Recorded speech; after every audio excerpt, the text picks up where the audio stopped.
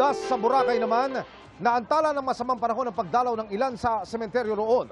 Kumustahin din natin ang mga bakasyonista sa live na pagtutok ni John Sala ng GMA Regional TV. One Western Visayas. John. Emil, kaninang umaga nga at ngayong hapon ay bahagyang sumamang panahon dito sa isla ng Boracay at dahil nga dito ay kumonte ang mga namamasyal sa beachfront area ng isla. Pero ganun pa man ay hindi nito naapektuhan ang mga turistang nais sulitin ang kanilang long weekend sa isla.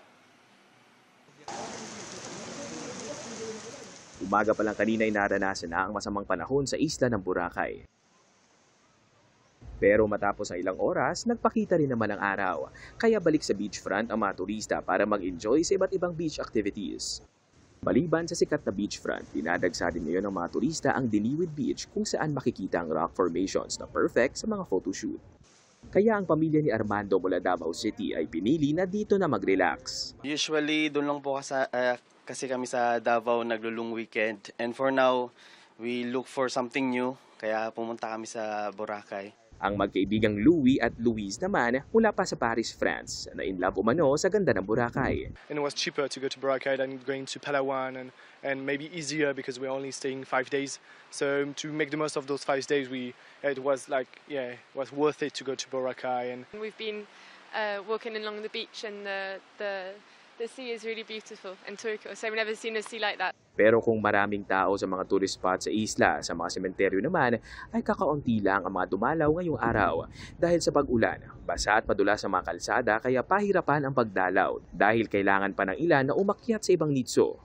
Si Justine, pinili na maagang pumunta sa sementeryo. Para po hindi po crowded kasi mamayang hapon may misa na gaganapin dito. So for sure yung mga tao din ay dadagsa. Kaya mas pinili namin ngayong mas maaga pumunta. Sa labas naman ng sementeryo ay may mga personnel ng Bureau of Fire Protection at Force Multipliers na nakabantay.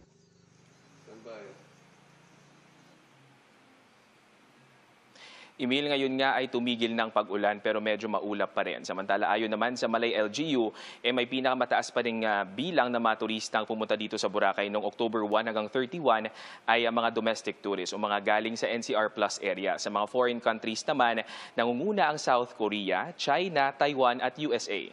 Emil? Maraming salamat, John Sala ng GMA Regional TV. One Western Visayas. Mga kapuso, samahan nyo kaming tumutok 24 oras. Bisitahin at mag-subscribe sa GMA Integrated News sa YouTube. Sa mga kapuso abroad, bisitahin ang GMA Pinoy TV at www.gmanews.tv.